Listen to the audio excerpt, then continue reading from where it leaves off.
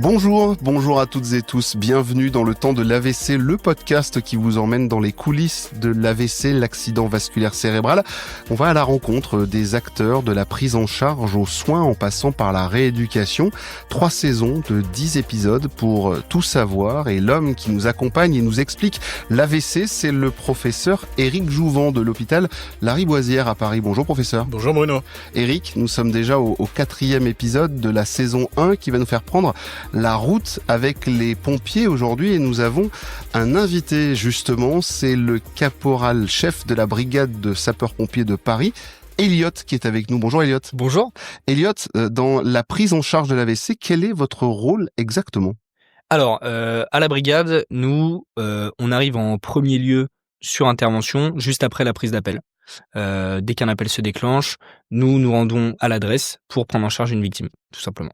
Et du coup, quand vous arrivez au domicile, qu'est-ce que vous faites ?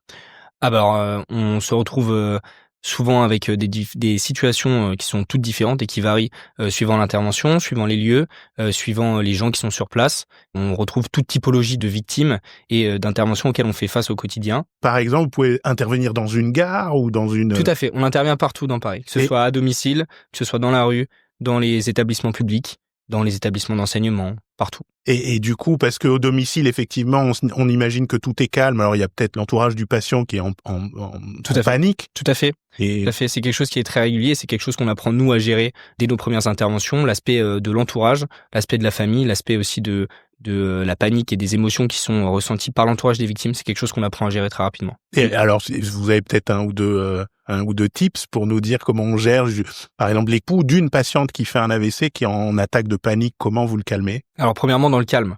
Le but, c'est d'être le plus calme possible pour diffuser la sérénité et transmettre ça. On peut pas, nous, être paniqués. Si nous, on panique, les gens seront paniqués. Donc, déjà, être calme, montrer qu'on sait ce qu'on fait, qu'on sait pourquoi on est là et qu'on est formé pour ça. Rassurer le patient, tout en restant clair et en évitant de tirer des conclusions hâtives sur ce qui se passe. D'accord. Par exemple, madame, nous sommes là, calmez-vous, on sait ce qu'on doit faire et on va s'occuper de votre mari le mieux possible. D'accord. Et du coup, vous êtes formé, vous, à examiner un patient Tout à fait. Moi, en fait, je suis les yeux des médecins qui sont à la régulation, à Champéret, à l'état-major. Mon travail consistant à apprécier les signes de ce que je vois sur intervention et à les transmettre aux médecins. Elliot, juste comment on évalue le patient ? Comment vous faites pour l'évaluer ? Il y a plusieurs signes du coup qui nous sont enseignés. On n'apprend rien tout seul, on n'improvise rien. Tout est écrit et tout est réglementé. Pour un patient avec des AVC, on a ce qu'on appelle des signes AVC qu'on doit faire au patient.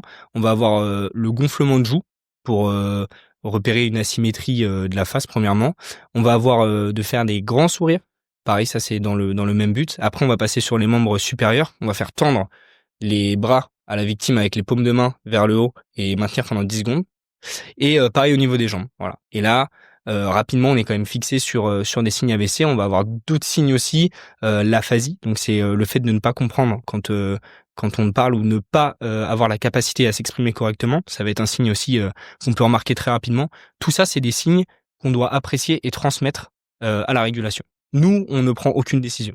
Donc vous transmettez l'information, mais il faut récupérer une bonne information. Il faut récupérer une bonne information. Et du coup, les patients... alors, je vous écoutais tout à l'heure, vous disiez que vous pouviez intervenir dans des lieux publics. Imaginons que vous êtes dans un énorme centre commercial avec une suspicion d'AVC. Comment vous balisez le terrain, en fait ? Comment vous dites aux curieux de pas venir interférer dans votre prise en charge ? Alors ça, c'est la base du métier de pompier, c'est l'adaptation. C'est l'adaptation, c'est la base de notre métier et nous sommes particulièrement là-dessus parce que en fait on le fait tout le temps. D'accord. Donc là par exemple, une bonne solution ça peut être d'aller directement dans l'ambulance histoire d'isoler. Ça peut être de demander des moyens aussi qui peuvent être appropriés, demander des renforts en plus, demander la police qui est là pour baliser, pour sécuriser l'intervention. Le but étant effectivement de transmettre le moins de stress à la victime qui en a déjà je pense suffisamment et qu'elle ne soit pas importunée par tout ce qui l'entoure. Et du coup, si vous intervenez au domicile et vous devez chercher les documents, je sais pas, les ordonnances... On fouille. Vous fouillez. On fouille beaucoup. Vous êtes des inspecteurs. C'est après, un rôle, je suis fan de polar, c'est un rôle, vous êtes un inspecteur pour savoir tout ce qui se passe là. Le caporal, enfin le chef d'agré d'ambulance à la brigade est un véritable inspecteur. À partir du moment où il arrive sur les lieux d'intervention jusqu'à ce qu'il les quitte. Okay. Il doit essayer de tout savoir et vous parliez par exemple de dossier médical. Si à la famille et que le patient est connu et suivi Généralement, ils savent où est le dossier médical. Après, il y a des patients qui sont pas suivis, donc soit qui n'en ont pas. Il y a des patients qui ne sont pas en capacité de nous dire où ils sont, qui sont seuls, qui ne parlent pas français. Donc forcément, ça, c'est en plus des difficultés qui sont présentes. Et si alors vous êtes en contact avec le médecin à l'état-major, Oui. et si on vous dit ça c'est un AVC, il est accepté quelque part pour être traité par exemple, enfin c'est une suspicion d'AVC, comment vous faites s'il n'y a pas d'ascenseur, comment vous faites si vous êtes au milieu de nulle part, et puis après racontez-nous l'ambulance, le Fangio dans les rues de Paris. Alors du coup, une fois qu'on a contacté le médecin et qu'on a posé le diagnostic de l'AVC, très régulièrement, on a aussi le neurologue au téléphone.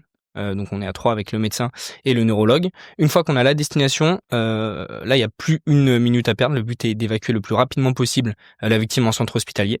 Et du coup, pour les moyens de brancardage, ça c'est la même question pour que ce soit pour un AVC, que ce soit pour des problèmes cardiaques, que ce soit pour des problèmes d'impotence physique des victimes, soit sur des chaises qu'on a à disposition si la victime peut être en position assise et que ça ne présente aucun risque pour elle.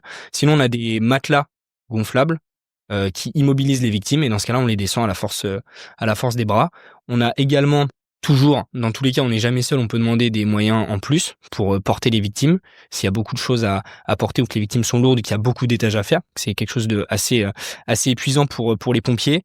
On a aussi des moyens pour passer par l'extérieur des victimes de manière droite, qui s'appelle le grimpe. Du coup, c'est un groupe qui permet de sortir une victime allongée dans n'importe quelle circonstance. On peut même parfois, c'est arrivé il y a pas très longtemps à Montmartre, faire appel à des hélicoptères pour de l'hélitreuillage. D'accord. Ouais. Et après l'ambulance alors? Et une fois qu'on est dans l'ambulance, la victime reste allongée strict parce que c'est un AVC, donc il faut qu'elle soit allongée strict le plus possible.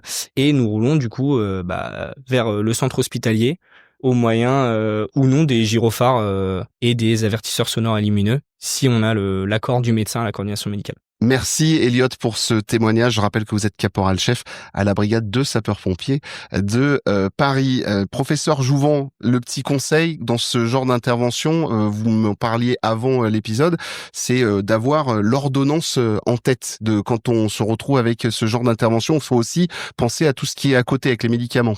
C'est ce que disait le caporal-chef, c'est que souvent, c'est quand même des patients qui ont des antécédents médicaux, et c'est vrai que les traitements qu'on prend peuvent avoir une influence majeure sur la prise en charge, sur les traitements qu'on va utiliser pour l'AVC.